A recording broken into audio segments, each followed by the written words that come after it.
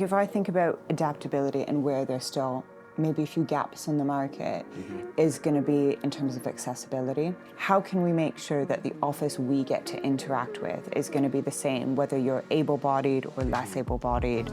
How can we make sure that that space is going to cater to everyone and they're going to have the same experience? I think how office design can support inclusivity is the idea of having that experience that is the same for all. You know, the standard one in terms of accessibility that everyone thinks of is, oh, well, we've provided, for example, for physical impairment, we've provided a wheelchair ramp. But the number of times that ramp is actually around the side of the building. So that user isn't having the same experience of going up the steps into that front reception desk. So kind of always given that like second side option when that should actually be the first option that everyone can walk up a ramp. Why can't we all have that same shared experience together?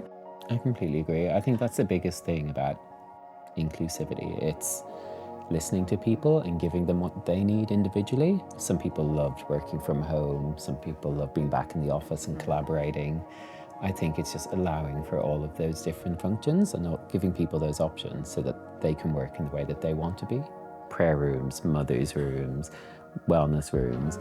I think they're a big thing for me as well. It's giving staff that space to go to where if you're feeling overwhelmed and you don't want to go away and do some focus work and you actually just need to lie down for 20 minutes or sit in an armchair, or actually you do want to pray and you need a space to pray, it's giving people those spaces as well. I do think providing those different settings for people to get away from, not just to get away from the open plan and do focus work, but just to get away altogether within the office is really important.